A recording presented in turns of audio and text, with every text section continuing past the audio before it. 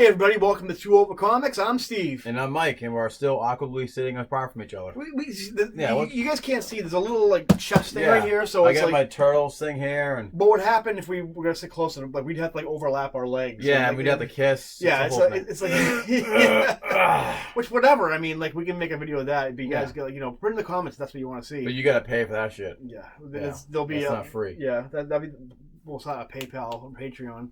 So what we're gonna do today, basically, today it's July 1st. Yes. So this was when the last of the Marvel Fresh Start titles trickled out last year in 2018.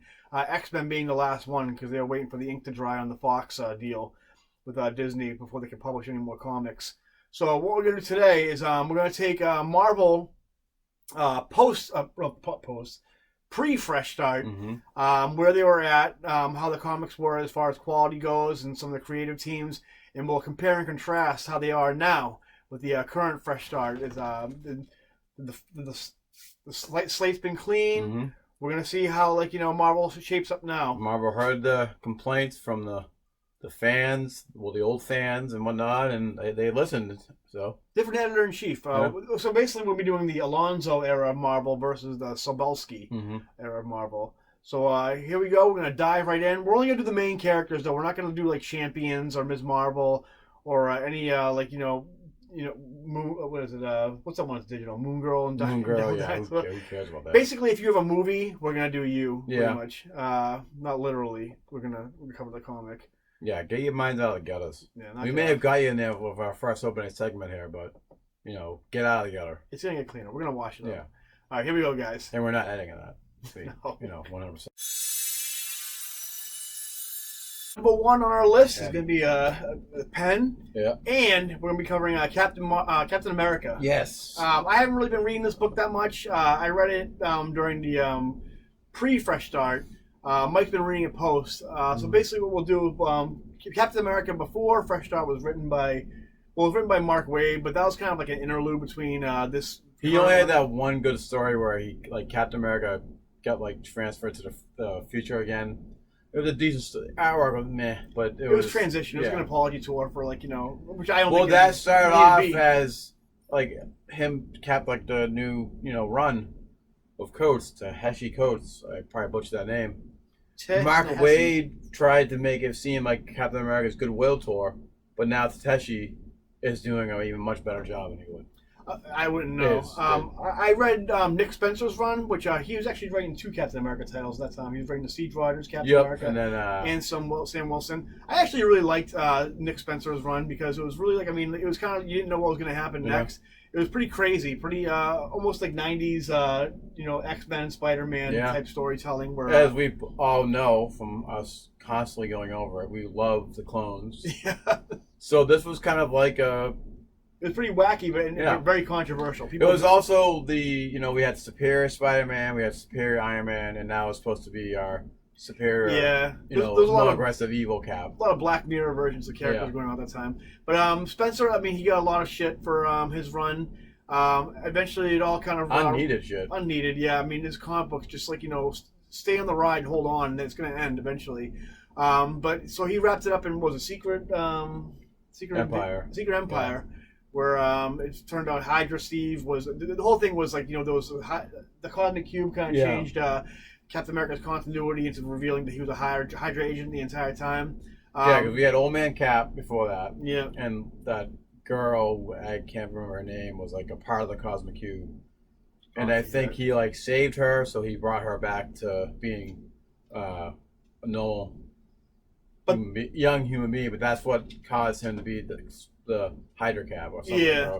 Red Skull, it's a while ago. It was we said, it's crazy. Go check it out. If you now it's going to end, so you don't have to deal with all the outrage of thinking it's the end of the world. But definitely check it out. It got wrapped up in Secret Empire, revealing there was 2 different Captain Americas. One was evil Cap, one's the real Cap, and they fought the Hammer and all that stuff, and it's all wrapped up.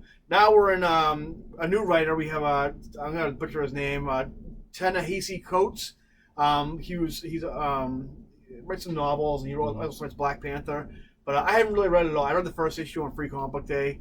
I wasn't really too impressed. A lot of monologuing with Captain America, but Mike can kind of take it away a little bit and tell us what's going on. So it's basically a much better starts off as a much better goodwill tool of Cap.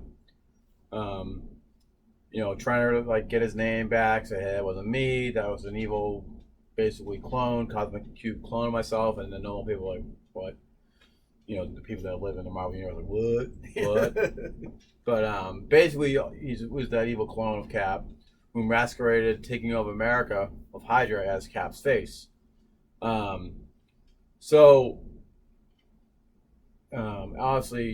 I always like to say this, I'm prepared for this. I like the art. I like Leon Francis Yu. I don't think he's maybe. Actually, that's not true. I think he's gotten better. I always think he's a great artist, but I didn't think he was cut up for Cap at first. But then I've seen some of like the pages. I've kind of skimmed through it, and I've seen like some of the espionage issues, him fighting Taskmaster and stuff, and it looks pretty cool. But he would be my first choice for Captain America. It's now the current storyline is he gets framed for not General Ross, Theodore Ross's murder, William Hurt for the movies, if you will. He gets framed for killing him, and he gets sent to the prison with Baron von Strucker. Okay. Running that prison, because apparently he runs a Supermax prison now. I think it's the Raft, honestly. Okay. Synergy for the Marvel movies. So basically, all the supervillains in there have a collar on them or they're depowered. So Cap's just a normal man in there. And Strucker takes certain supervillains and fights them almost to the death. Okay. For everyone to see. And basically, the current issue starts with the Daughters of Liberty. Sue Storm, I think the Black Widow. Okay. Whatever her name was, Daredevil or Echo. Oh, Echo. Yeah, yep. Echo. And Sharon Carter and that chick with the metal arm. Misty Knight. Misty Knight, yeah. They break in, they get in, Cap out, they break them out in the current storyline. That's where it is right now. But it's been literally one of my favorite Captain America runs so far. So we see they weren't really clear. I didn't like. I can't always. I'm not the smartest person in the world, so sometimes it goes right over my head. But we do see a scene where the evil Cap gets out of prison, but then either gets murdered or his face gets melted. Indiana Jones style, Raiders of the Lost Ark. So I don't know if they're turning him into the new Red Skull, which would be pretty badass. Yeah. But I'm really hoping that he really isn't dead, because I'd love to see another battle between Evil Cap and. Me too. Although I haven't read it really, I would like him to be a real. He seems like a pretty cool villain to have. Nice, like a Venom to Captain America. To have your face running Hydra or being Hydra, that was like a phenomenal storyline. So in comparison to Nick Spencer's, would you say it's better, or would you say it's apples and oranges, pretty much? So I only read the few of the tie-in issues that were leading up to, and they were kind of boring in my eyes. I couldn't get into it. Nick Spencer, you mean? Yeah, but I fucking loved Nick Spencer's Secret Invasion run, which probably makes me look like a fool, and that makes no sense. But I started reading Secret Invasion first, Secret Empire. I'm sorry, but then I went back to read the Captain America books, and I'm like, I kind of already know what's happening, so I'm like, don't really need to read it. So fresh start, Captain America. I like it better. Improvement. Yeah. All right, you heard it first. I'm not saying Nick Spencer did a bad job. I think his maxi mini series was phenomenal. Listen, just like Nick Spencer, you don't need to apologize. That's true. That's your opinion. That's what you did. Well, I want to tag him on this on Twitter if I can find him, so he can get more likes. So fresh start, Captain America. Thumbs up. Yeah. Numero dos. Yeah. On our list would be Iron Man. Before the Marvel's fresh start, we had Brian Michael Bendis writing 2 Iron Man titles, just like International Iron Man and Invincible Iron Man. There were a lot of like sister titles going on with all the characters back in the Alonzo days. This one, I mean, we're not going to count the Doctor Doom one. Was Infamous Iron Man? So there was 3 books at the one time. He was doing 3 books, right? Well, no, Riri. What happened? Bendis was writing it with. I forget who. I think it was David Marquez started off the title with him, and then ended up being Stefano Caselli. That's irrelevant. But basically, during Civil War II, during this time period. God, that was awful. Bendis had killed off Tony Stark and replaced him with Riri Williams, which a lot of fans did not like. The internet did not. Those, I mean, I don't think it was so much a split; it was fractured. Yeah. But I thought of Riri Williams just jumping in with no build up or backstory, becoming Iron Man. Well, that's Bendis for you too. That was Bendis. Now we have Dan Slott, who was off his 10-year run on Spider-Man, now starting to run on Iron Man. Have you been reading either one of these? Or? I tried reading the Bendis Iron Man. His first issue, I already stopped caring about it, so I kind of... Yeah, I was when I first started reading Bendis' first issue, it was just typical Bendis tropes, like, where a lot of, like, talking heads and, like, every character acting the same. Like, the first issue, I think, had Doctor Strange in it. Yeah. And you couldn't even tell the difference between, like, They had this stupid facial hair, like, facial hair, and I'm like, just like a dumb Bendis. This was, like, Bendis on his way out. Yeah. The guy was capable of writing comics really well for a while, and then just completely forgot. He came into Howard Mackie of sorts. Yeah, he got burnt out, I think. Now Dan Slott's writing it. Dan Slott, you guys have probably, if you guys have watched any episodes prior to this, know that we have a really conflicted relationship with Dan Slott. Yeah, more like a love-hate relationship. Yeah. With Dan Slott. Towards the end, we love to hate him. Yeah. We loved his, he was the best writer of Brand New Day. He was best friend Big Time, he started out strong on Big Time, and he started off strong on this title, I think, too. Right now, the whole Tony Stark got brought back to life through some kind of AI program. I didn't really read towards the end of Bendis' run. Yeah. I like I said, I only kind of skimmed. I got the issue 500 or 600 that came out, whatever that issue 100 was. Right now in the title, Tony has started Stark Unlimited. Where it's basically kind of like what we do with Big Time, where it's almost like a think tank with Iron Man. The very first issue, he has like his whole team of like he's recycling old ideas. Kind of a little bit, yeah. And the very thing is the thing from the movie is where he says "I am Iron Man." In this issue, he says "We are Iron Man." But the thing is, it's actually, I mean, as much as like it's very like virtue signaling Dan Slott, it's very much like having all like every flag in the United Nations, like inside Stark Unlimited. It's still that the characters are really good. He really, like, something that Iron Man really hasn't had in a long time. Something I wish Slott did on Spider-Man was play up the supporting characters. But he didn't do that in Spider-Man, but he's really doing it in this one. There's a lot of characters. There's an AI who kind of like is in charge of like robot like relations, making sure like people aren't. It's like it's very topical where he makes sure like AI and robots are getting like equal rights for humans and stuff like that, and then like things he's doing is in the company aren't offending like the robot community. Machine Man's in it. Oh, nice. War Machine's in it, but he's like since I think Machine Man is going to play a big role in another Marvel event. Big deal. They're doing like an Ultron. Oh, are they? Some type of Ultron event. That'd be cool. But it's going to be the hybrid of that Hank Pym Ultron. Oh, Pymtron, whatever it is. Well, his Ultron's wife. That's the robot who works for Stark Unlimited. She's in there. Machine Man's like he's like the very like he's like typical like social justice warrior. Like it's funny because they play him pretty well. He's like a wicked dick. Like he's almost like the you see Forrest Gump with like the guy who Forrest punches out the Black Panther meeting. Oh yeah, that was pretty awesome. He's very much like that. It's played pretty well. Tony Stark's like full on like Robert Downey Jr. Iron Man in it. Rhodey is who's back alive. He's back alive. They both got brought back to life, and they mention it in the title.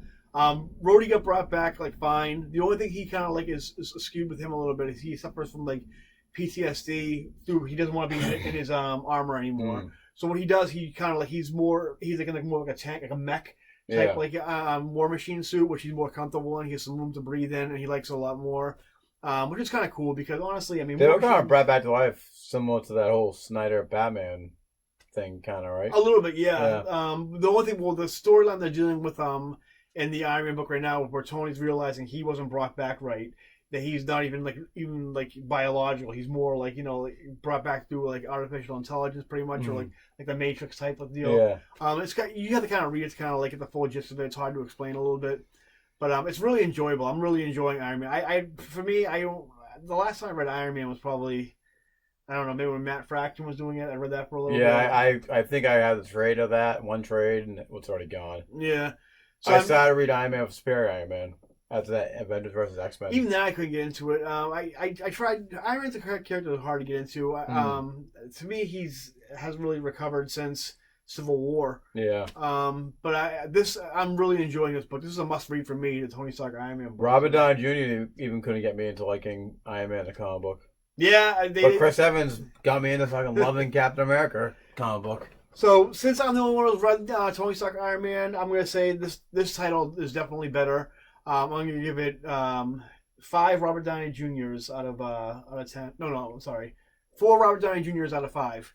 Because while it's really good, it's almost at the cusp. I think I'm burnt out from Dan Slott, even though I'm gonna be when we get to it. I'm reading Fantastic Four. He's not on the list yet. Yeah. Next one we're gonna talk about is gonna be pretty sweet. Pretty short and sweet. We may edit that out. Probably not though. No, we don't edit shit. Except when we get up and press pause. That's to do the. What are you talking about? This is one take. Oh, yeah, one take right. the entire thing. They gotta know our trade secrets. Thor. We're gonna talk about.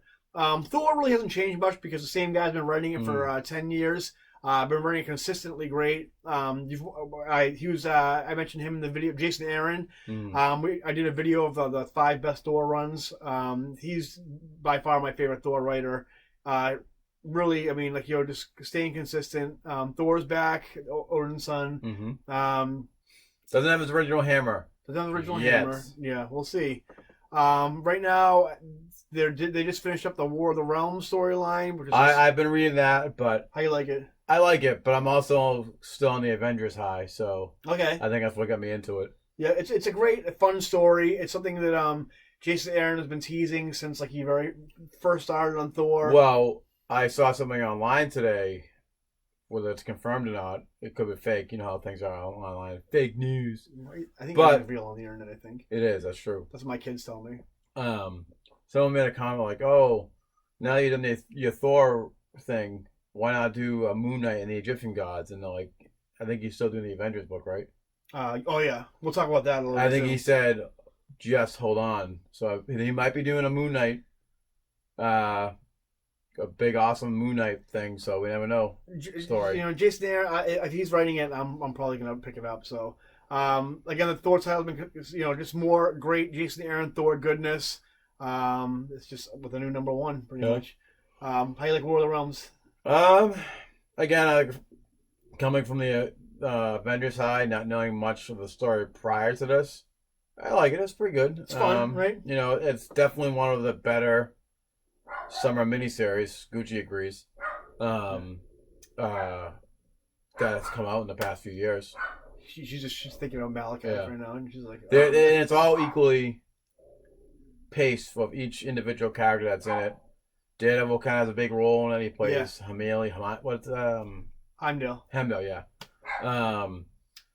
Venom plays a big role in this. Like Marvel has a Venom boner. You want to put a thing in for that if you want. Really great designs too. They're nice, Asgardian type. Like if you want to take the Marvel universe and integrate some Asgardian juice into it. Yeah.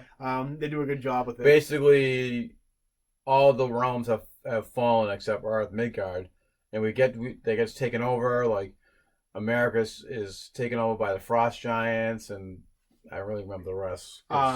Jane Foster, who just recovered from her cancer, turns into a new Valkyrie. Yep. And she has that. She became Thor for a while with some evil hammer that turned her into Thor for a little bit towards the last issue at least. But she has that great T-shirt too at the beginning of it. It says was straight out of chemo. Or is it straight out of content shirt? The art's really great. The designs are great. Like I said, just more fun Thor stuff. And I think the best is yet to come with Jason Aaron on Thor. So keep on reading it. So really, there's no greater or less than. It's just staying consistent and still good. Second verse, same as the first. Okay, and next we have everybody's favorite wall crawler. Yes. The Amazing Spider-Man. I was going to say Scarlet Spider, but we don't know where he is right now. Scarlet Spider. I was going to tell a story. I watched a video the other day about some ideas that Kurt Busiek had for and the Clone Saga, but maybe anyway. We'll do that for another day. Yeah, for another day. Maybe when we do our post-Clone Saga Spidey that we keep talking about. So before Fresh Start, as you know, Dan Slott was doing his decade run, finishing up his decade run on Spider-Man. Yeah, we won't go into full detail about this. We've already done the videos. Podcasts you know that, what happened. So, yeah. You know he was kind of fizzling out towards the end.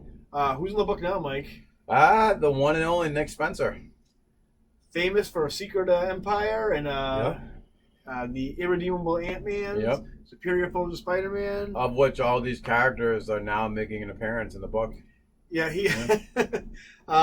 so I'm Mike's Spider-Man super fan. I'm gonna let him kind of talk about it. So we also touched upon the Nick Spencer run in a previous podcast, so I won't go into full detail. Other than that, again, I'm gonna say it again, and I can proudly say this: it does feel like post-Clone Saga Spidey. Peter's back in school as a teacher's assistant, aka still completing his doctorate. I don't. Well, they haven't because the lids are kind of fucking again. But he is back in school again. He hasn't. I don't believe he's taken the job yet as a Lizard's teaching assistant. Yeah.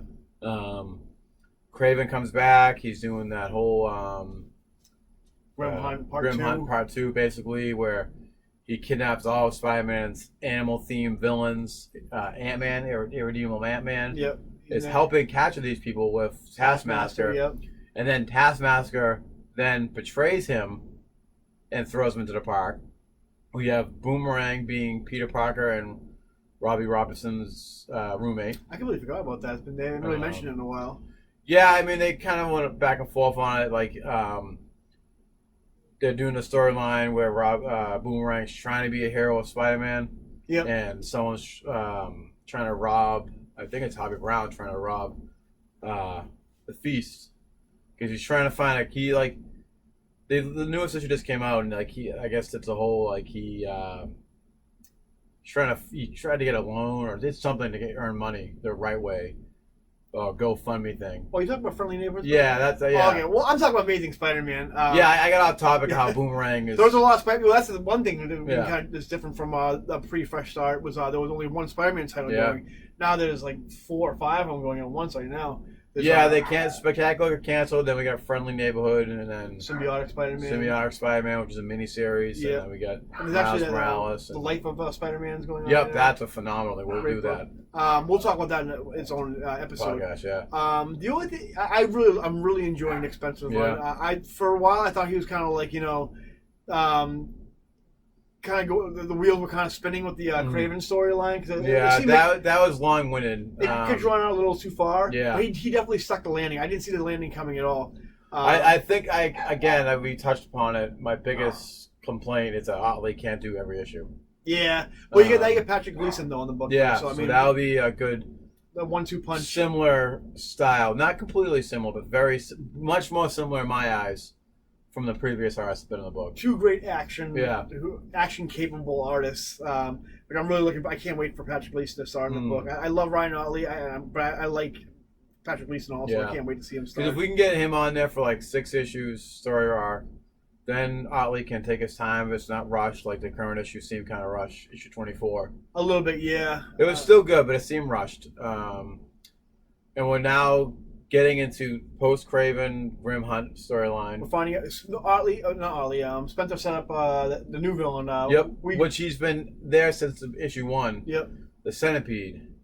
Sent a demon, yes. Yeah, which we didn't have a name for until this issue. He can shoot out, fucking centipedes and shit. It's really weird. Kind of like Maggot from X-Men. Yeah. You guys remember him? Only except equally as gross. But so we've had we were discussing this last week. Once the issue came out, actually, Thursday, I think we were talking about it. Yeah, last week the issue came out. He finally got his name.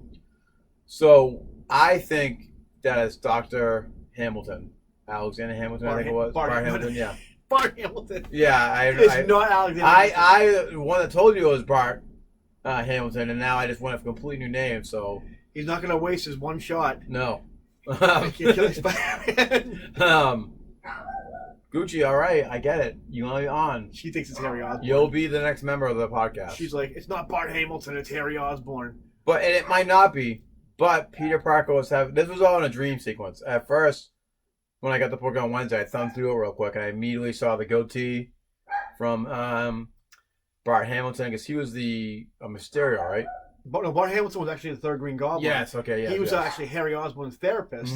So, I mean, I didn't even think about that. I thought it was going to be Harry Osborn, like a lot of the internet kind of thinks. Yeah. But then Mike mentioned Bart Hamilton. No, you thought it was going to be pre-Brand New Day Harry Osborn. The Harry Osborn that died, and his, like, you know, so not the one that, like, never did die in Brand New Day.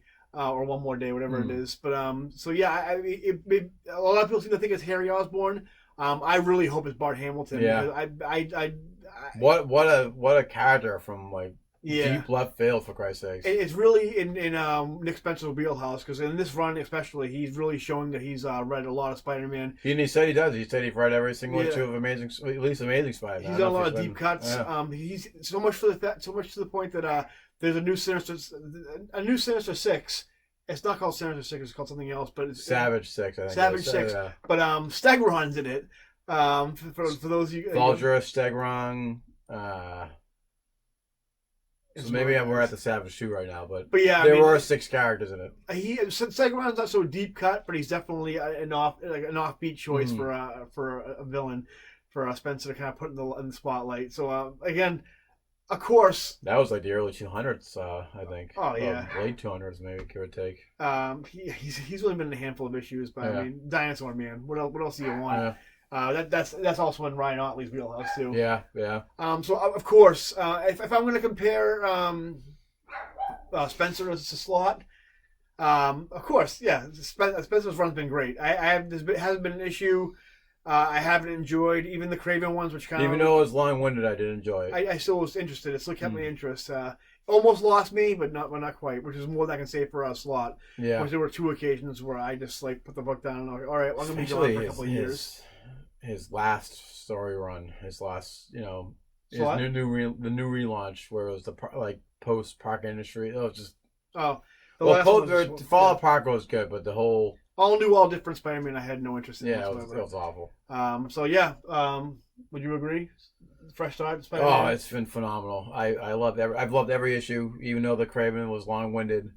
Again, my only complaint was that Otley's on every issue, but phenomenal. It's back to being my favorite book. I give it 5 dancing Tobey Maguires out of 5.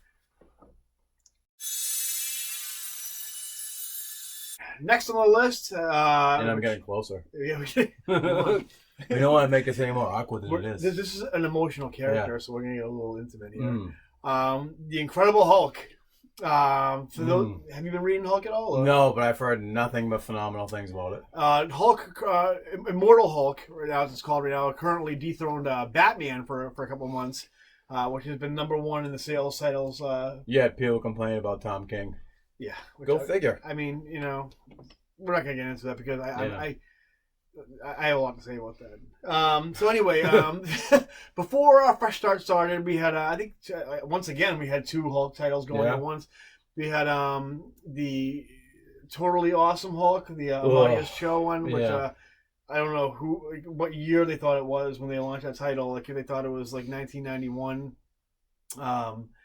And they also had the regular Hulk title, which starred the She-Hulk, which I think she was a Grey Hulk, but it was her suffering from PTSD from Civil War II. Yeah. And then she came all hulky, like... Bruce Banner was dead, that's what it was. He got killed in Civil War II. And so, yeah, she got all crazy and PTSD. And I heard some people saying some good things about the She-Hulk title. I never really read it, so to be honest with you, so I really have no opinion on it. Yeah, I only know the current She-Hulk from the few issues of the Avengers that I've read. I'm really only kind of a fan of like the Byrne She-Hulk, the Ally McBeal type lawyer She-Hulk. So I mean, the latest Avengers title actually dealt with that subject a little bit right now, which we can kind of get into maybe. Amadeus Cho Hulk, the Totally Awesome Hulk, I have no interest in. Yeah. I do read Champions. Champions is a great book. Champions is a great book, but he's probably my least favorite character in the book. I don't like the character at all. I think he's stupid. I think that's, really quickly, I think that's where the legacy characters need to build their Yeah. their steam. I mean, you had Hulkling from Young Avengers, so I don't know why they even like made another Hulk, a young Hulk.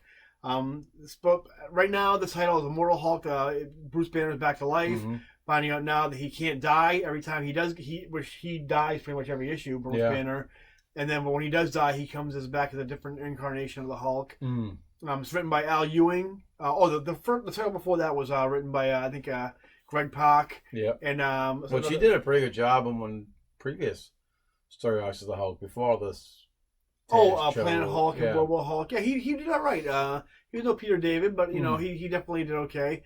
And it was I forget the name of the writer, but honestly, to me, it's not really that important. If you guys care that much about it, you can look it up yourself. This one is written by Al Ewing.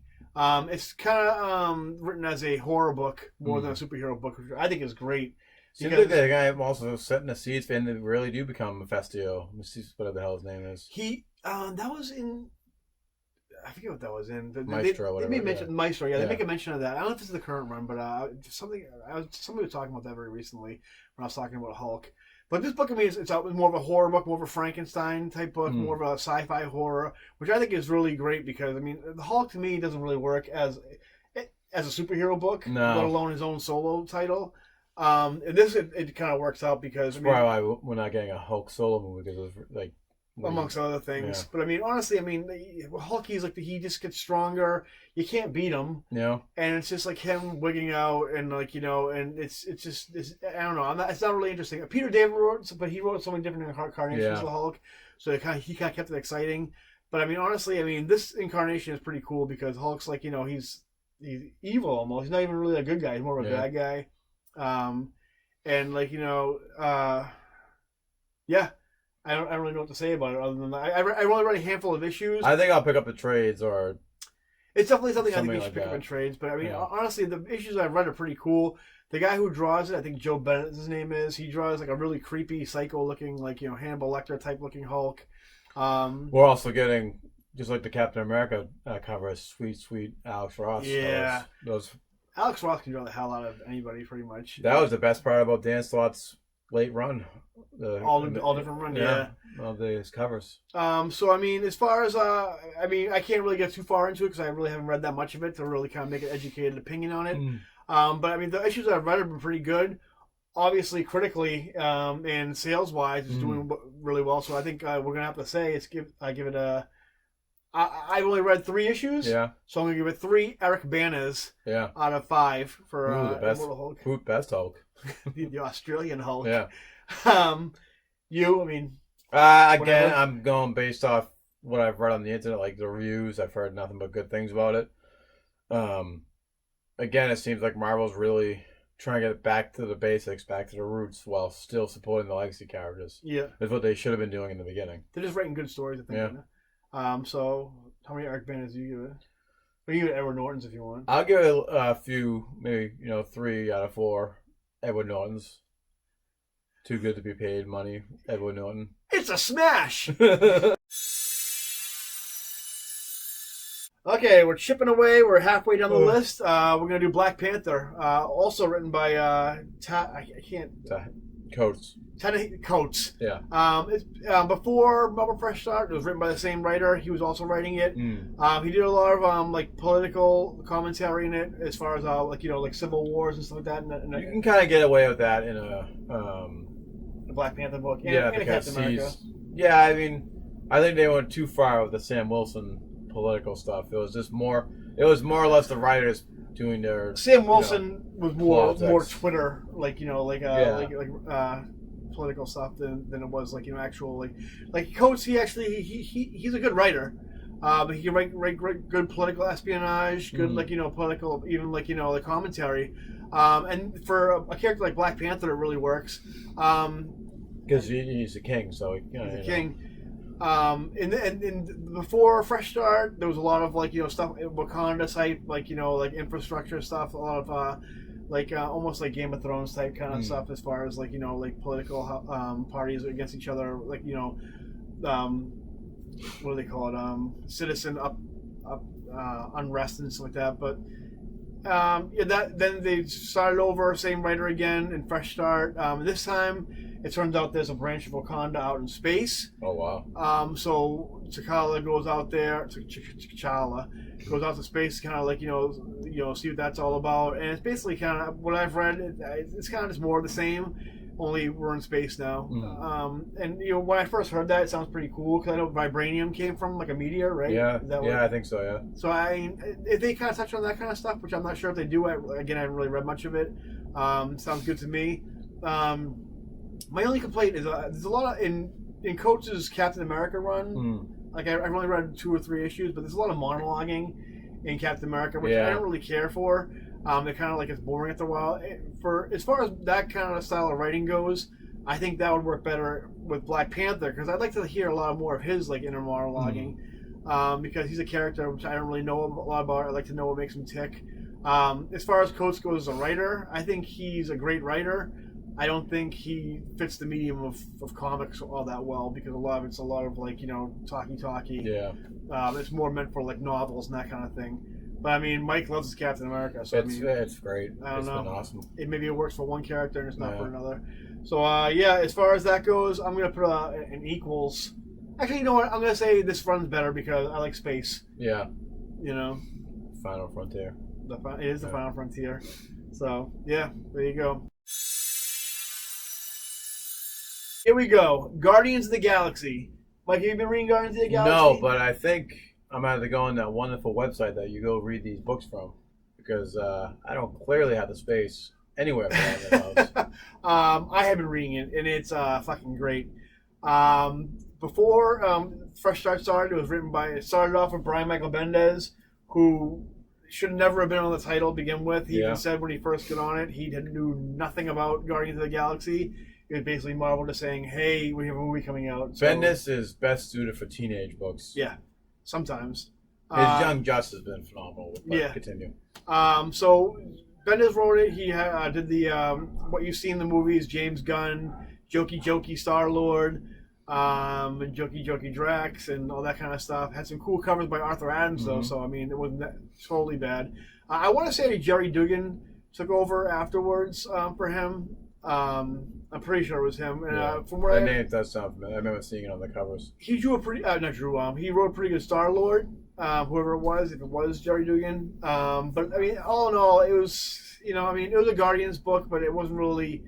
I don't think it really kind of lived up to like a lot of stuff like that came before, like in the 80s and 70s, and now with also with the Andy Lanning and Dan Abnett with that. Who made it really like a space epic rather than like space misadventures, like Charlie Brown in space. This run is now written by Donny Cates. Donny Cates was a huge I think he's like the new Bendis pretty much. Marvel's putting a lot of stock into him. It starts off pretty much after I think it's Infinity. Thanos is dead, and so basically there's a prophecy that Thanos can come back to life, and so because why not? It's Marvel. Why not? Yeah, because they're not going to keep Thanos dead because he was in a movie at the time this title launched. So basically, a lot of stuff happened during Infinity. Gamora became a bad guy. Yep. She died, then came back.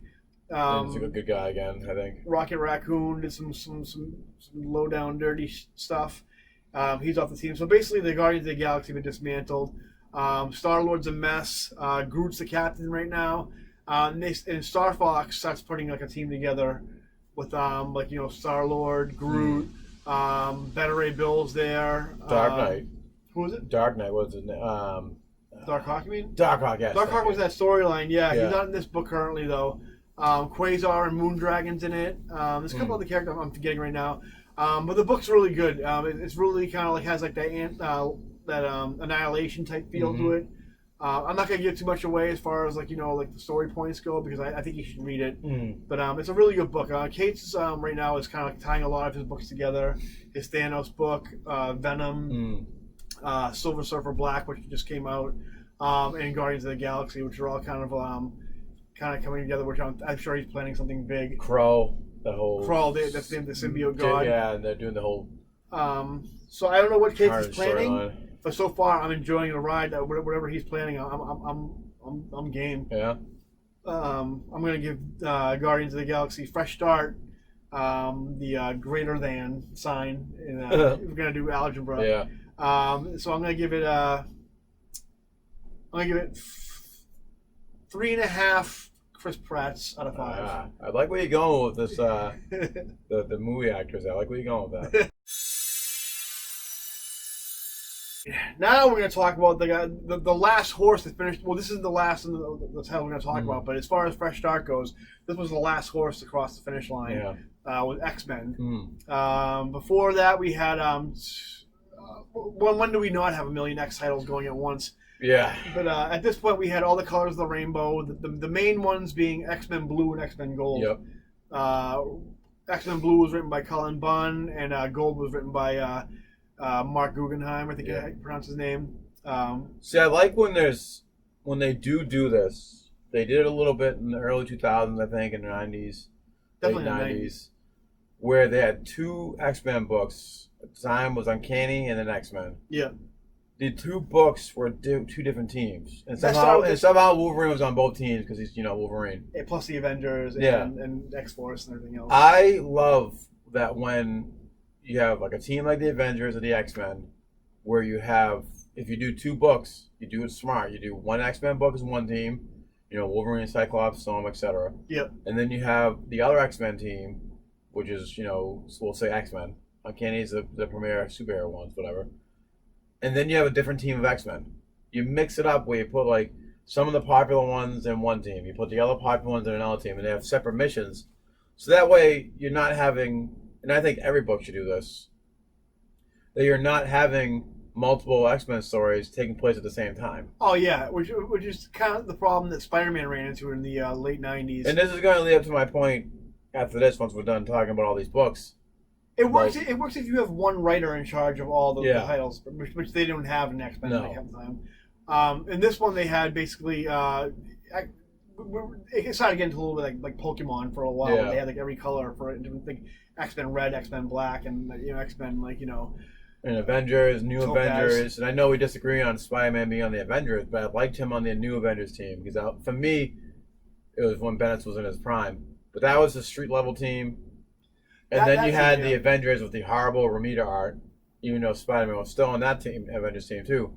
But you had the street level team, and then you had the premier, we're going to go off in space to save the world team. They kind of did that for X-Men. For this one, X-Men Blue, Cullen Bunn kind of took charge of the young.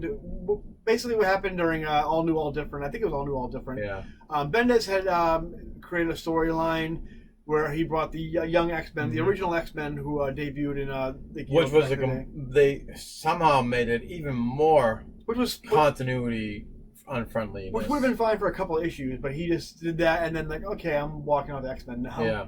And so he left other writers to deal with it. So we had the young X-Men on X-Men Blue, and then the seasoned X-Men like Kitty Pryde, Colossus, and Nightcrawler, and all those guys on X-Men Gold. Did you read any of those books? Or? No, I in the beginning I read some of the new X-Men when Bagley was doing it because I'm a big Mark Bagley fan. Yeah. But when they got into they weren't from the past, they were actually from an alternate timeline or alternate dimension. I'm like, all right, I'm done. X-Men Gold was... Especially when they do something with a certain character that we'll keep out of this. But X-Men Gold was fucking horrible. Completely unreadable. Mark Guggenheim, he was also the guy who was like one of the head writers on the Green Lantern movie. He also writes the CW Arrowverse. And he did. He was doing Mark, right? He also wrote for Brandon Day. Also, yeah. He wrote actually one of the more decent stories, the Menace story, which was pretty good. But other than that, I mean, X-Men Gold was horrible. The very first issue, the artist got like fired from Marvel for because he anti-Semitic stuff and like the. It was just a mess right from the get-go. X-Men Blue, I really enjoyed a lot. A lot of people didn't like the time this plays X-Men. I did. I thought that's what their original reboot of the X-Men was going to be. To me, that's what they should have been. I liked it. The art was great. A lot of fun stories. They saw the X-Men 2099, which I love that. Bloodstorm from Mutant X ended up being on the Storm, and Cyclops actually ended up having a relationship with her. She's dead now too, right? She did, yeah. They ended up towards the end. They did this story called Decimation, I think it was called, where a young Kid Cable came and killed old Cable. and then was trying to bring all the X-Men back to their proper timeline. It was young Cyclops that had a relationship with Bloodstorm. Yeah. Yeah, it was really cool, really fun. Cullen Bunn did the best he could in a bad situation. Yeah, because they were mixing it all up where the Beast was falling in love with Jean Grey, I believe. Beast was also dabbling in mysticism too, sorcery, because he saw that as a different kind of science. A lot of cool. I mean, I thought it was definitely better than what came before that, which was like an Extraordinary X-Men, something like that, where Marvel had this mandate where you couldn't introduce any new characters, like the New Mutants, whatever, because they didn't own the rights to them. Stupid. So anyway, and now we're in fresh start right now. That's all over with now. The kids are back where they belong, and you know, they did a new story, Age of X, which was basically Age of Apocalypse only with X-Man. And we got Jean Grey come back only for the X-Men writers to kill her off again. Yeah. So they basically killed off all the characters, and now the new team of X-Men, which has been a really great run. It's kind of sad to see. It's great that what are we getting? What's his face? Oh, John Hickman's coming in. Yeah, so it's great that we're getting him to relaunch the X-Men yet again.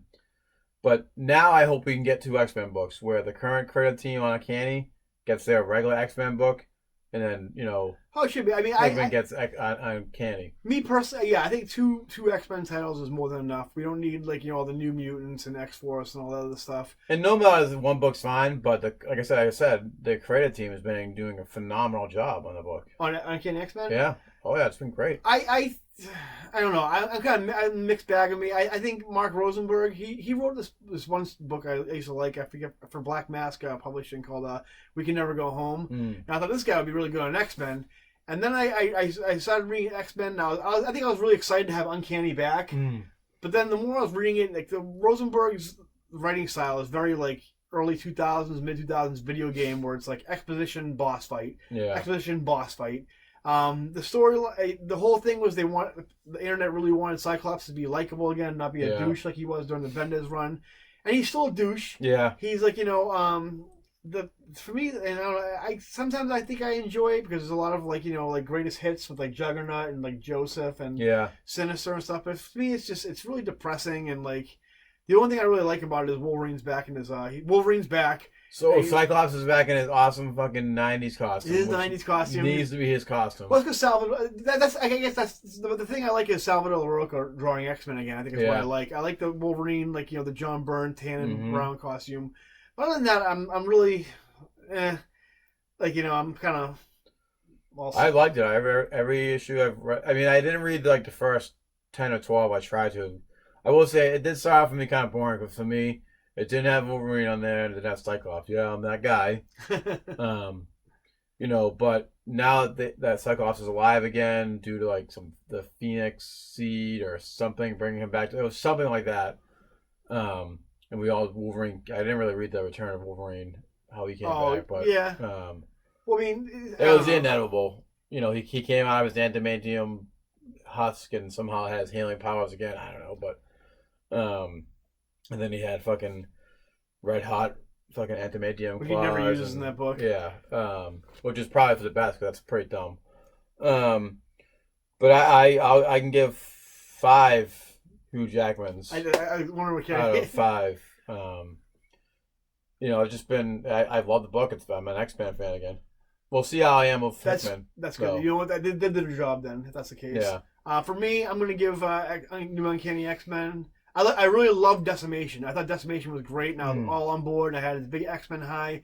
Uncanny, though, I'm going to give it. I'm going to give it 2 Hugh Jackmans out of 5. I'm not really too impressed. I'm pretty bored. I'm not in a big rush to read it when it comes out. For me, it just feels like almost like a 90s book again. So I mean, that's why I kind of liking it. It does, yeah. I would agree with you there. I really like.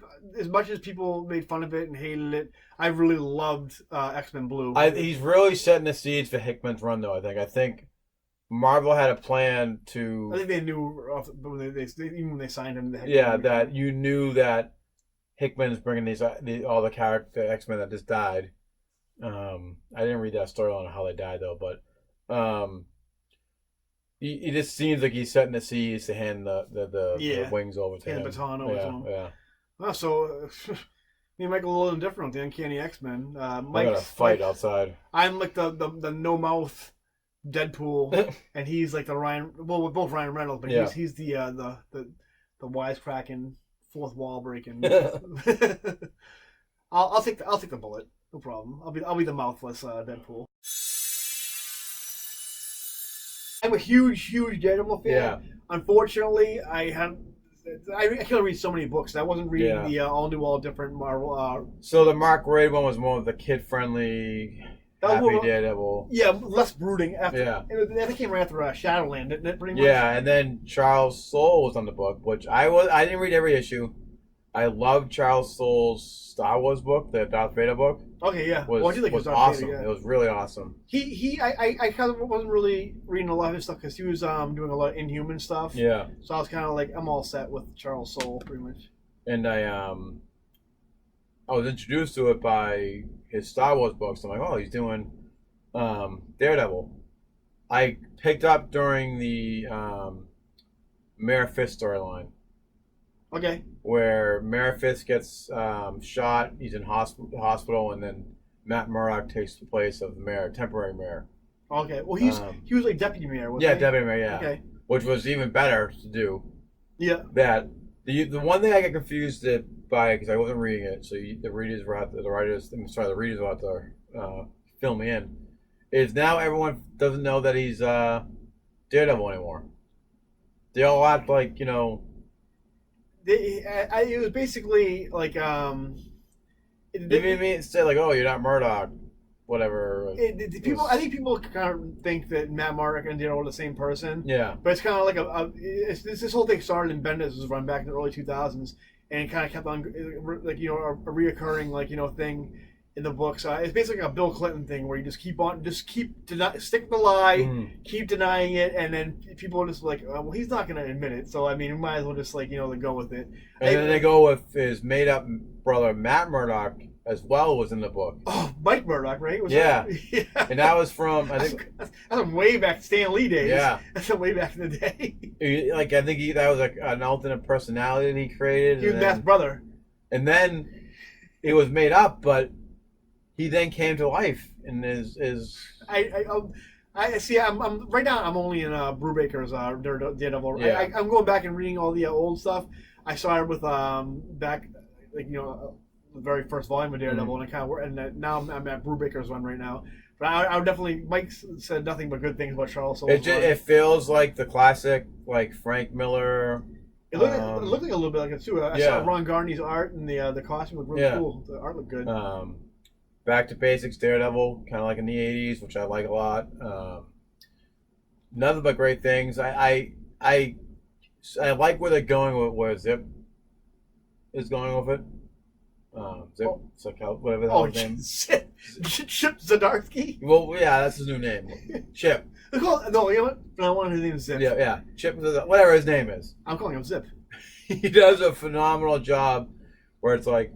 Are you reading current Daredevil right now? Yeah, so... Okay, cool. We get the death of Daredevil, which, big surprise, he doesn't die. But he gets hit by a bus. While trying to save someone as Matt Murdock.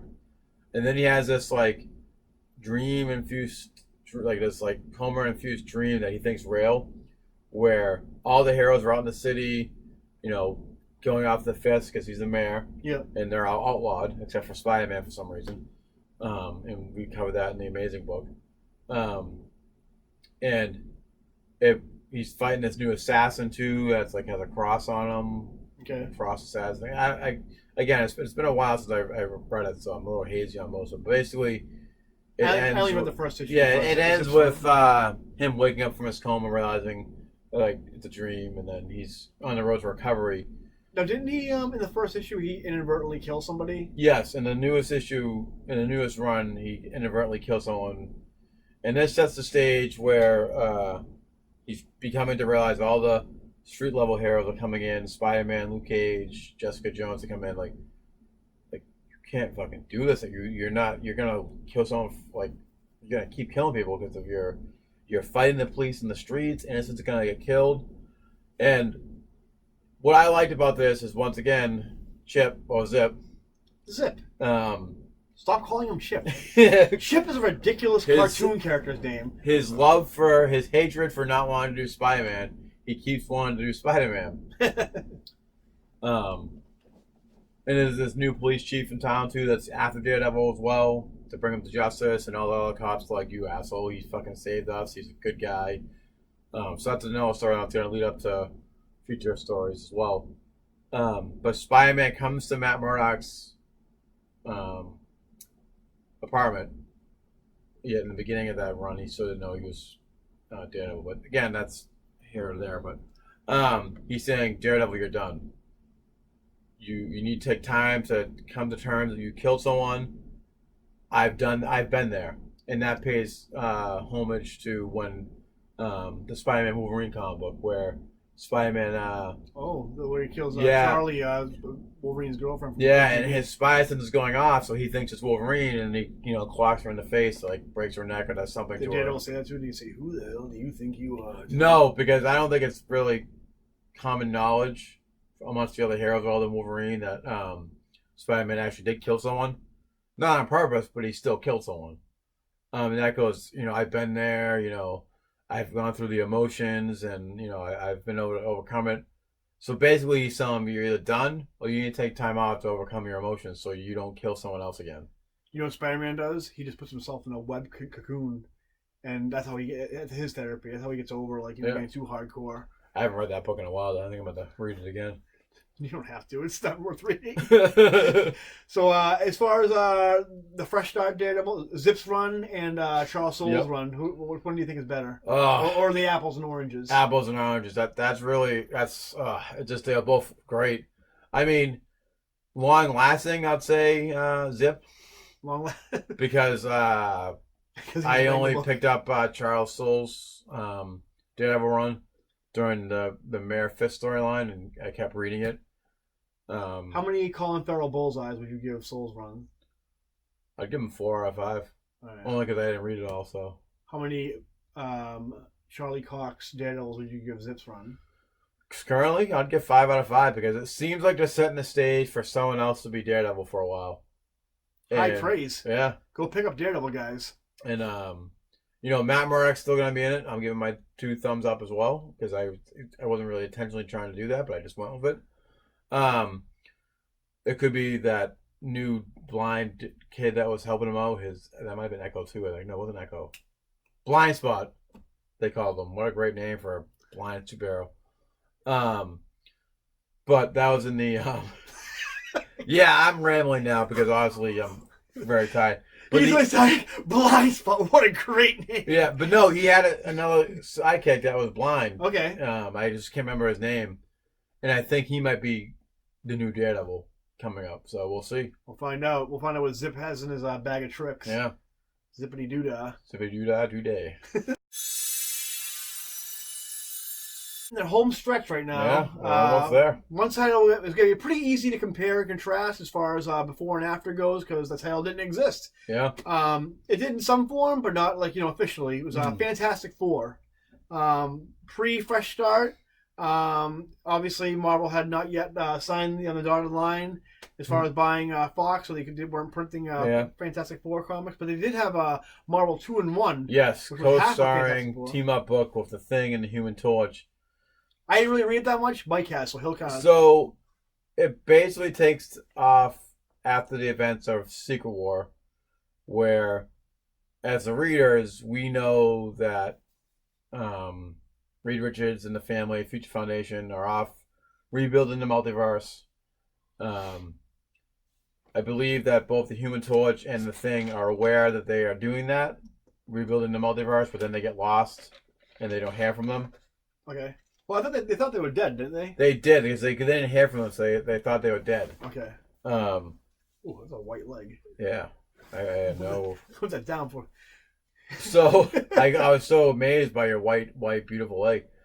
So from what I remember, because it's been a while since I've reread it, they're basically coming with the terms that they might be dead, that Human Torch is losing his powers. Right. Which I think you started doing in the Avengers No Surrender boringness. That I thought in Humans where he was in Human Torch. Yeah, but no, he was in during that whole No Surrender boringness that you liked a lot Or it was not boring. It's actually really it was. There was a bunch of adventure characters I could fucking care less about. Anyways, I believe even then, this guy, right? Even though I was bored by it, the Human Torch was in it, but I think he was still losing his powers then as well. Okay. I could be wrong, but I know they really focused on him, his powers not being as strong. And for me, it was kind of like Sliders. They were going to different Earths, finding different versions of themselves. I've heard nothing but good things about that book. It's they get trapped in a world where there's like takes place after the Civil War, where there's like an evil Peter Parker controlling everything, which was actually a pretty nice, fun storyline. That seems like a Zdarsky trope, like time traveling. And for someone who never liked Spider-Man, as he didn't really like Spider-Man and Spectacular Spider-Man, he fucking did a phenomenal job on Spectacular. He's doing a phenomenal job right now on the Life of Spider-Man. Yeah. For someone who doesn't like Spider-Man, he's a pleasant surprise to Zdarsky. I didn't see him being good of a writer. Well, I knew he was funny, but I know he was a good of a writer. Somehow, this is where the two books we're going to be doing, where I missed the part where I wasn't really reading Infamous Iron Man, so that's probably where it happened, where Doctor Doom is back in his regular Doctor Doom armor and he's scarred again. So he's also in the book. Okay. Going along with Human Torch and the Thing on their crazy Sliders adventure. There's another character too, but I don't fucking remember her name. I don't know. And she was just using them to go across Earth to save her sister or something like that, or it was something like that. I forget her name. I'll have to read it. But that sounds fun. It ends with them finding the real Fantastic Four. There's a big storyline where like they were being chased, and in order for them so basically when it ended, it was every member that was the Fantastic Four was on it. Spider-Man, the Incredible Hulk, he was in the background. No, that was in the first issue of the current one, wasn't it? That's true. All right, I'm getting ahead of myself. So Mike explained Marvel Two Mums, that was called.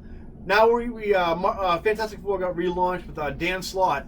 So the idea, you're right, because that's why there was so much love for Spider-Man in it. We pick up where they haven't come back to Earth yet. Pretty much, they're still Franklin Richards creating universes, and it's very up in Dan Slott's Doctor Who wheelhouse. Basically, but then we have some I forget the name of the villain comes over and starts destroying the universes as they're making them. Yep. And like Mike said, in the confrontation with them, they get every member who's ever been part of the Fantastic Four. Iceman's in there, and which Johnny Storm even goes like, "You were part of the Fantastic Four." And that's going to be a future storyline. That's not even said in the whole, asterisk on the bottom box. So it'll be something that took place in the past, I'm assuming. Third issue, I think it is. We get Ben Grimm finally marries Alicia Masters. Yep. Where we are now, Franklin Richards once again gets aged up. Sometimes he's a toddler, sometimes he's a kid. Now he's a teenager right now. Black hair, with emo, dyed hair. Yeah. He's very teen angsty. Valerie's just like her father, pretty much like an egghead. Yep. So I mean, it was another great Doctor Doom storyline. Was actually really good, where he defeats Galactus and gets a Herald of Galactus himself to defeat Galactus. And the latest issue, 2 issues, I haven't read the latest one yet, but one of them was War of the Realms tie-in, and it was really boring, so I didn't really read it. But they live on Yancey Street right now, which Franklin Richards hates. But it's funny because they live in this like small apartment building that like Ben Grimm used to live in. Yep. But like Reed Richards made it so basically you go inside and then it's like enormous inside. So it's pretty fun. It has its typical Dan Slott tropes. Yep. Where like he I don't know. Dan Slott does what Dan Slott does. But as far as I didn't read 2 and 1, so I have no right to even comment on like which one was better. I'm really enjoying Fantastic Four. As far as this current Fantastic Four, I'll give my grade on it though.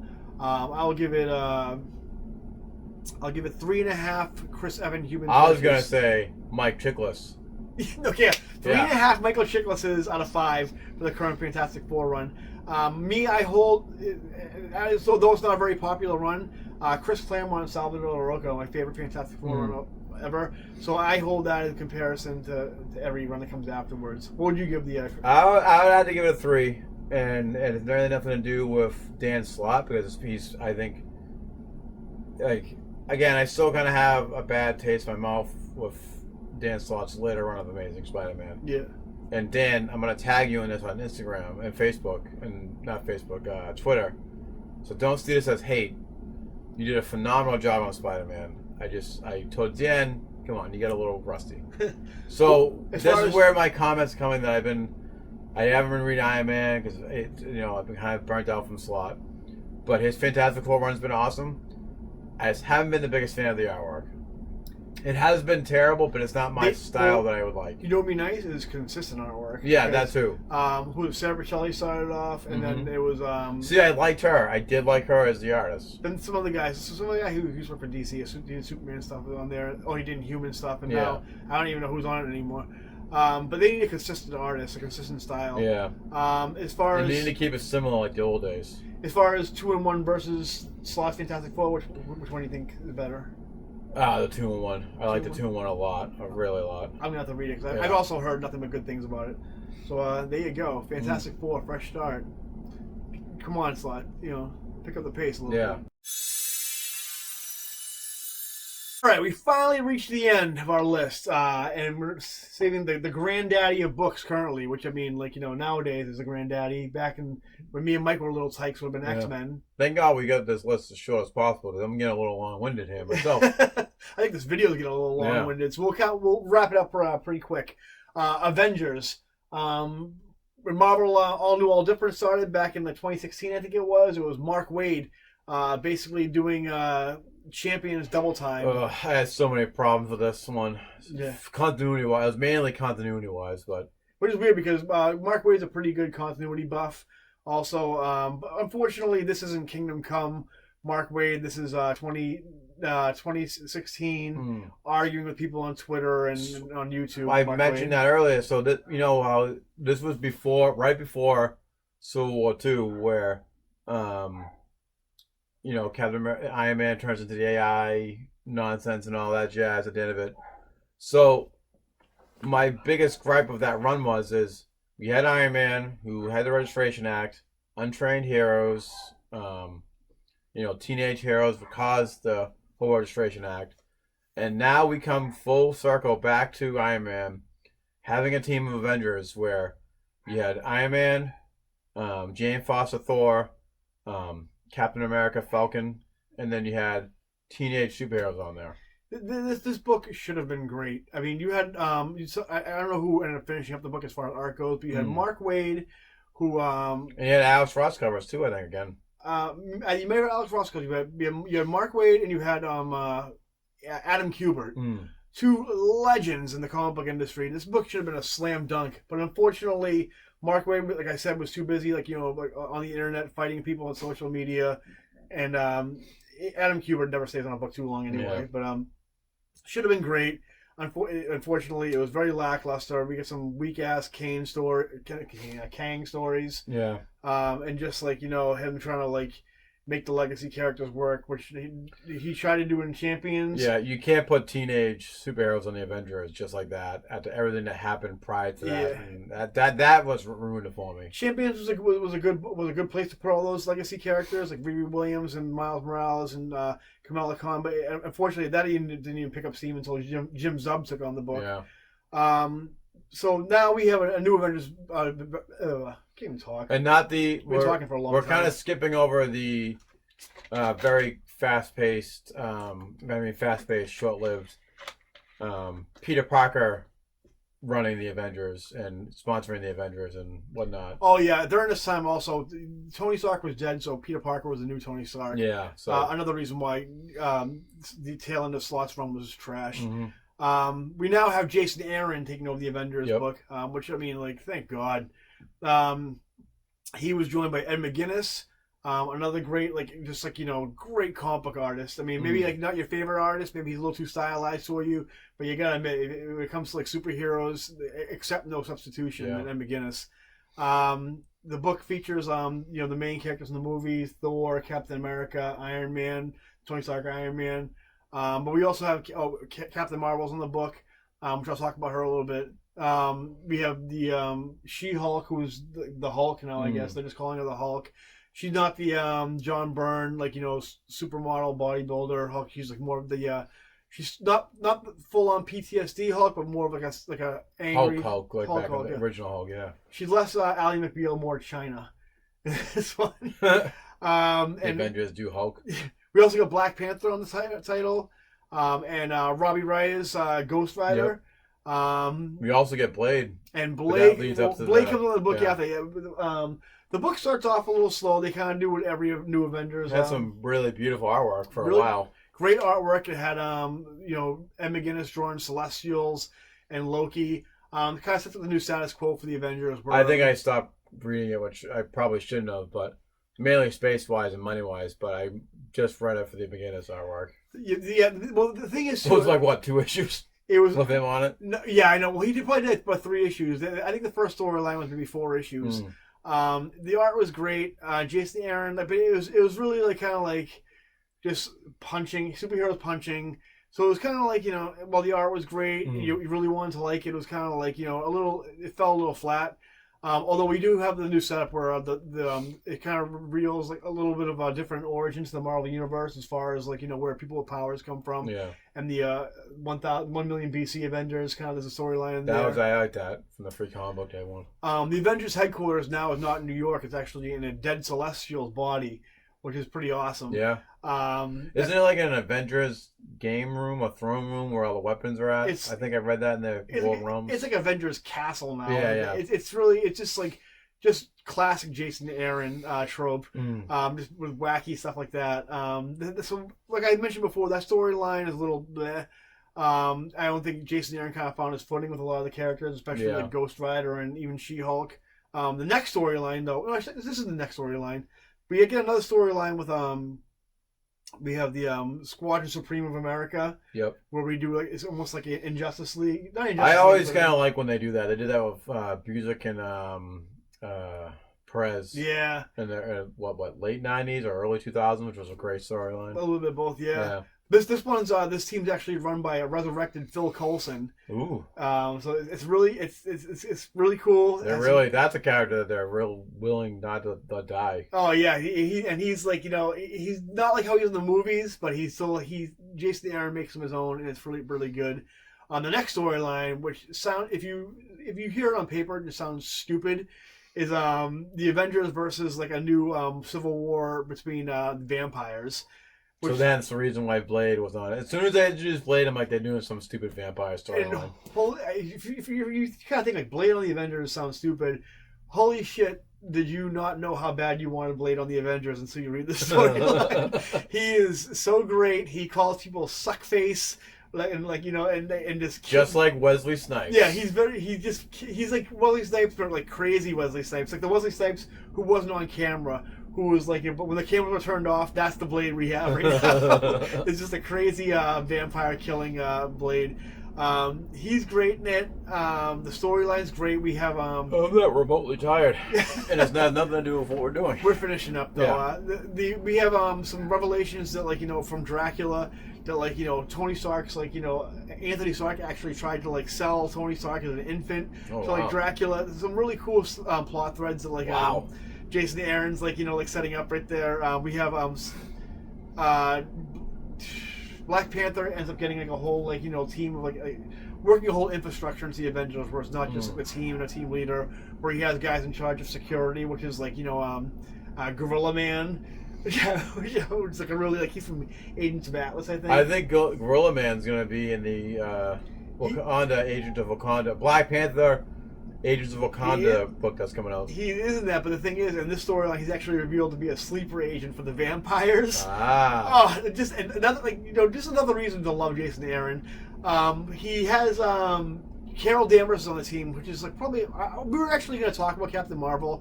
But I've tried reading the pre-Fresh Start era Captain Marvel and the Fresh Start era. I could not stay awake. I started reading it and fell asleep. She's one of the most uninteresting characters in the Marvel universe. This has nothing to do with Comicsgate bullshit or Brie Larson. This is just no one can really find a voice for this character. Marvel has never had their Wonder Woman. They don't need one character. The Carol Danvers is a great character when she's not. See, that's the thing they're trying to though. They're trying to. They just don't do that. Stop Marvel. But Jason Aaron, this is actually, as much as I wave around like my boner for this title. My favorite. That's why we have the camera high. Prove it.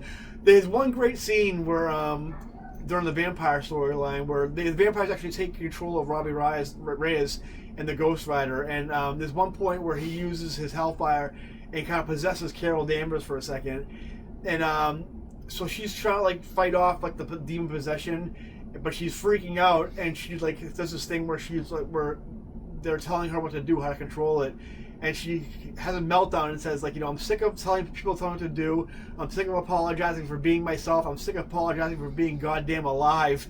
And it's just like, she just like freaks out, and like it's such an honest, like, like that's what I was waiting to hear from, like, all the people who would say, like, Carol Danvers is a stupid character. She shouldn't be Captain Marvel. And just her saying, like, you know what, fuck you. Like, I'm sick of apologizing for being me. I don't mind her as Captain Marvel, to tell you the truth. In the movie we went to go see it, I didn't mind her as Captain Marvel. She's okay, but this moment right here was like, this is what you should have been saying to begin with. Like, it's like, screw you, like, you like incel, like, basement dwelling, like, guys who shit on me all the time. I'm Captain Marvel now. You don't like it? Fuck off. Yeah. Like, it was just such a great moment for, like, And this coming from two guys who are doing the podcast in a basement. Which exactly. Like, that's her. If you could have those, if you have Jason Aaron writing Captain Marvel full time, I'd be all on board with Captain Marvel. He actually does in the latest issue with She-Hulk also, where a lot of people are complaining about the She-Hulk, how she's all like big and broody and not like a supermodel, porn star. Yeah, they basically are the basement dwellers, excluding ourselves. And want her in a bikini, and big boobs and all that. I am a fan of that look because like I don't say it's what I grew up on. Yeah. But they do a whole issue devoted to her where she talks about like what she was like, how she was happy being a superhero, but she also you didn't deal with the bullshit that became with being She-Hulk, where like you'd have like guys like when fighting villains and villains like copping a feel off her and stuff like that, and like people just like you do look like a green porn star, pretty much, and that kind of thing, where it's like she didn't mind it, she was comfortable being who she was, but also like it's nice that she can kind of like cut loose now, everything that's but she's enjoying that, which I mean like with comics, like give something a year, give something 5 years, and it'll go back to the way you want it to be. And guys, there's a thing called porn. You can have your fantasies that way. Greg Horn, he's an artist from Marvel. He all his art's based on porn. So so we just go watch that stuff. You can enjoy both, clearly. So as far as compare and contrast between like the pre-Fresh Start, post-Fresh Start, without a doubt, this Avengers title. This is a title you should be reading right now. This is Avengers how it should be, how it should have been. It hasn't been this good since Kurt Busiek and George Perez, which is high praise. A lot of people like Hickman's run. I wasn't really a big fan. I've liked Hickman's, and I did like Bendis' New Avengers run. Not his solo. Oh, yeah, that's true. Yeah. Okay. Yeah. You know what? Well. Yeah. Okay. It's on par with Bendis' run back when Bendis was good before. And when we say Bendis' run, New Avengers. New Avengers was awesome. So I mean, like Bendis and Busiek are both apples and oranges. I'd say it's on par with that. It's the best of both worlds. Yeah. So I mean, like I'm not even gonna give the pre. I'm gonna I'll do all different. I'm not gonna give a grade. I'm gonna give What should I do for a grade for this one? I'm gonna give this 5 Kevin Feige's out of 5. Yeah. For Jason Aaron's Avengers book. Like I said, we're not gonna go into like Doctor Strange or any of those stuff. That's the meat of the Marvel universe is what we're gonna cover, and that's gonna be it, I guess. So I mean, as far as Fresh Start goes, would you say it's a success? Did Marvel do? Yeah, I think it was a success. But now I think we talked about this, just us talking. What the story that they do now? It's like, what can they do now with these stories? I think we talked about it like in where IDW takes over the Marvel comic books or DC Comics. I'm not expecting Marvel to reinvent the wheel, but I'm expecting the most I can hope for from Marvel, and that goes from DC also, is just write really good stories. I'm not expecting you to completely. I don't want you to change the status quo. I want you to just keep things fun. That's all I want, is just fun books and keep my attention. And obviously they still do repeat the storyline, especially with Daredevil. Even though I love the Daredevil book, It seems like they were repeating the brooding, woe is me, Daredevil, I'm gonna lose someone again. Hopefully I hope they don't repeat the storyline where Peter and Mary Jane break up yet again. I don't think they're going to. Keep that strong relationship going. They said he set a good stage where she has a coping mechanism now, where she goes to that Superheroes Anonymous type thing. We'll see him go back with that. Yeah. I think Marvel's in good hands right now. I like Sobolski as long as he's not pretending he's like, an Asian woman writing comics and. But after this really unnecessary huge Carnage storyline that's coming out, that's another thing. I think it's just fun. I'm not looking at it as a big. I mean, the Marvel's so far they've done a good job. Yeah. We're not doing big. I just don't see what Marvel's boner for Venom and all these new fans' boner for Venom. People buy it. People like Venom. I like Venom as a Spider-Man supporting villain, but I'm the old guy here. But I think after that they need to really. They're not going to, because they'll say they're not going to do a big event, but then again they do one literally a month later. Well, but just stay away from the events. So far, so good for me. It's fun. I'm enjoying it. I'm reading more Marvel comics now than I have in a very long time. I'm reading more Marvel than DC. I've always read more Marvel than DC, but I think the only DC book I'm reading is Batman Beyond. I think Batman and Young Justice are the only books I'm really reading. Oh, Young Justice I am. So Young Justice and Batman Beyond. So there you have it, guys. Is Marvel fresh start? Have they done their job? I think they have. They're doing the best of both worlds, where they're doing the legacy characters right, and they're also doing the characters that we grew up on right. We're in a good place right now in Marvel Comics. So I mean, if you have a pull list, add some Marvel books to that, the ones we mentioned, and take a look at some of the ones we have mentioned before, because there are some good titles out there that we haven't even talked about. So though I don't think they'll ever be as good as the DC legacy characters. They just did it right. I don't know. So that's going to do it for this episode. This episode ran pretty long. I can't imagine how long it's gone. It might only be an hour. I think it's maybe more. Yeah. So remember to like and subscribe. You got anything else to add, Mike? Yeah, just like and subscribe. We're on Twitter now for Too Old for Comics. Check us out there. We're trying to get more Too Old guys trying to get back on Twitter. I'm trying to take the realm so that he doesn't get us in trouble. He has his. Though I had to be good too, because I don't want to get us in trouble as well. I love social media. Social media doesn't love me. But yeah, that's gonna be it. Like and subscribe, guys. Write some comments down below. What do you think? What do you want to hear next from us? And support the things you love, guys. And you know you love us. If you don't support us, the comic book industry will die. So it's on you. I've heard that. Yeah. I think Jesus told me that. He did. Yeah. In a dream. No, wait, it's Jesus. Jesus. Bye, guys. See you next time. See you later. Make mine Marvel. Yeah. I just want people to like me.